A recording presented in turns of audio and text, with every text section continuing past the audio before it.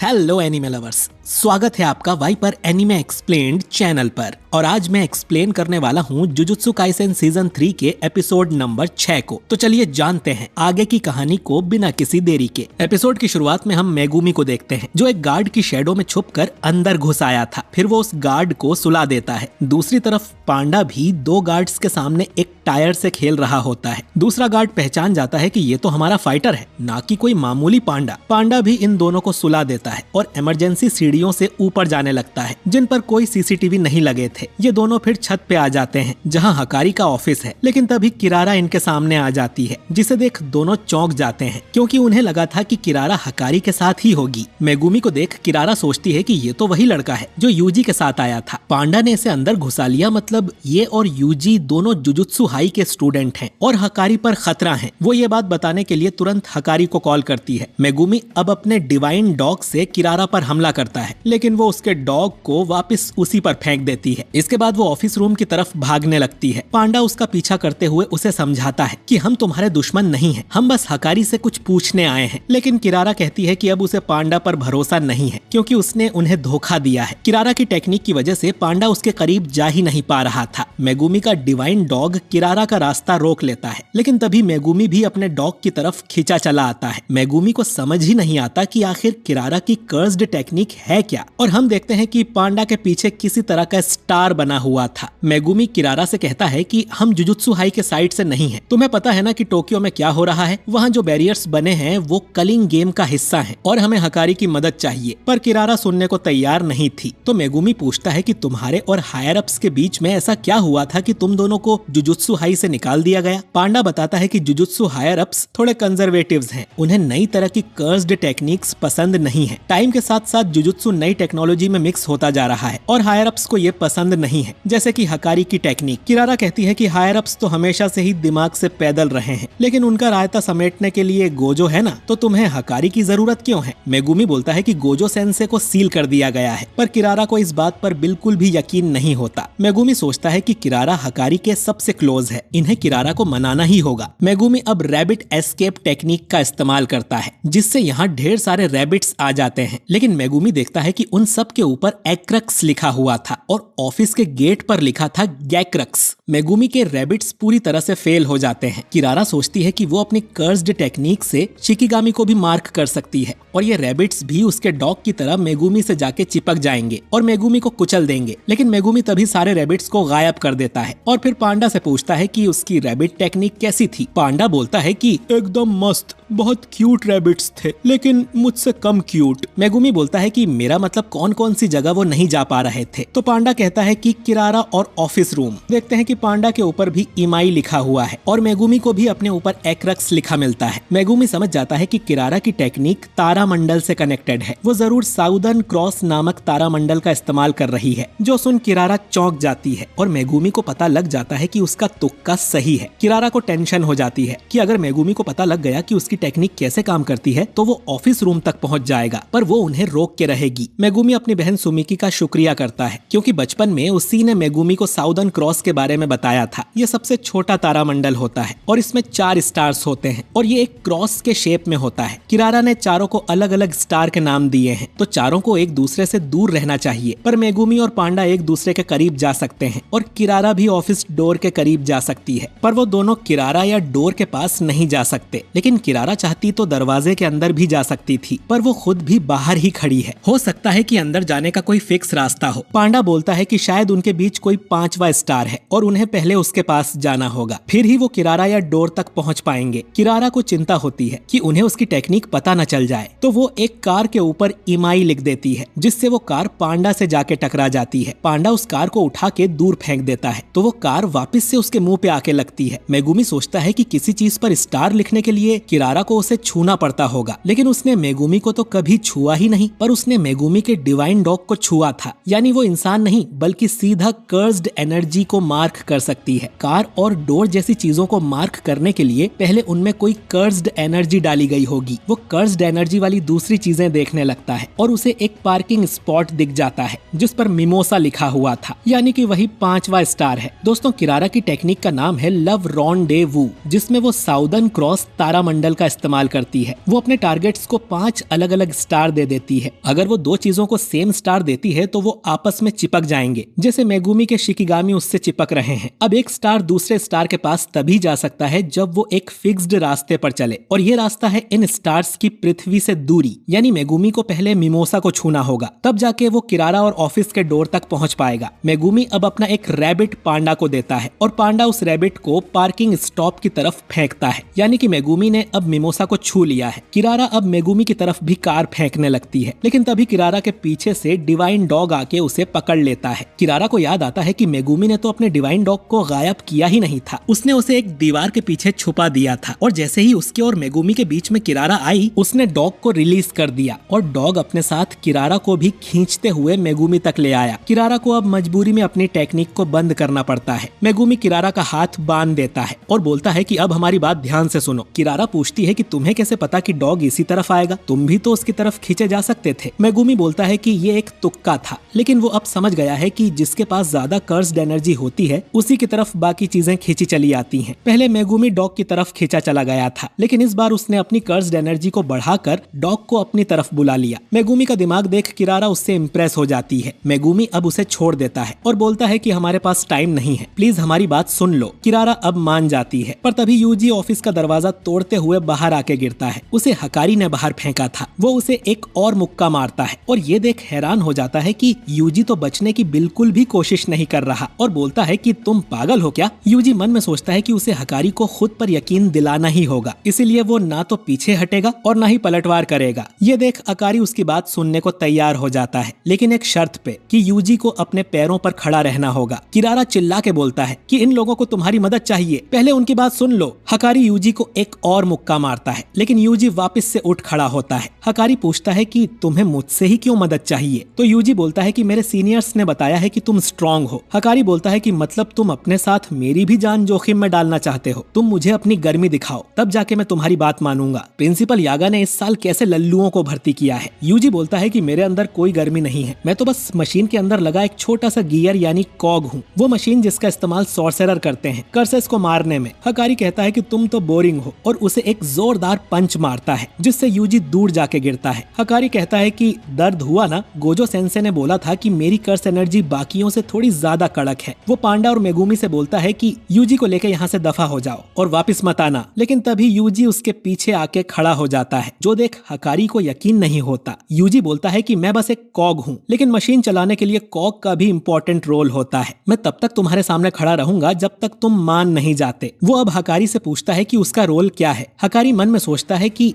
तो ये है कॉग की गर्मी। वो उसे फिर से पंच मारने लगता है, तो किरारा उसे रोकते हुए बोलती है कि तुम थक गए हो ना। हकारी अब रुक जाता है और बोलता है कि मैं तुम लोगों से डील करने को तैयार हूँ। किरारा बताती है कि वो भले ही हायर अप से नफरत करते हो, लेकिन हकारी को सबसे ज्यादा गर्मी जुजुत्सु हाई में रहकर लोगों की मदद करने से ही मिलती थी। तभी यहाँ पर एक शिकिगामी आ जाता है। ये कोगाने है, जो कि कलिंग गेम के बारे में बताने आया है। ये कहता है कि कलिंग गेम में एक नया रूल जोड़ा गया है, रूल नंबर 9। कोई भी प्लेयर किसी दूसरे प्लेयर की सारी जानकारी देख सकता है, उसके नाम, पॉइंट्स, उन्होंने कितने नए रूल जोड़े हैं और वो कौन सी कॉलोनी के बैरियर में है। हम देखते हैं कि ये नया रूल काशिमो नाम के प्लेयर ने जोड़ा था, जिसने ऑलरेडी इतने कर्सेस को मार दिया था कि उसके 200 पॉइंट्स हो गए थे, लेकिन उसे सब लोग बहुत कमजोर लग रहे थे। 400 साल पहले के लोग ज्यादा स्ट्रॉन्ग थे जिनसे वो लड़ा करता था। काशिमो अब सीधा सुकुना से लड़ना चाहता था, इसीलिए वो अपने 100 पॉइंट्स का इस्तेमाल करके एक नया रूल बनाता है कि सभी प्लेयर्स एक दूसरे की इन्फॉर्मेशन देख सकते हैं। और ये एपिसोड यहीं पर एंड हो जाता है। तो दोस्तों आई होप कि मैंने पूरे एपिसोड को अच्छे से एक्सप्लेन कर दिया है, खासकर किरारा की कर्स्ड टेक्निक को। अगर आपको कोई डाउट हो तो आप कमेंट करके पूछ सकते हैं। बाकी वीडियो अच्छा लगा हो तो इसे लाइक और शेयर कीजिए, और अगर आप हमारे चैनल वाइपर एनीमे एक्सप्लेन्ड पर नए हैं तो हमारे चैनल को सब्सक्राइब करके बेल आइकन जरूर दबाइए। मैं मिलता हूँ आपसे बहुत ही जल्द अगले वीडियो के साथ। शुक्रिया।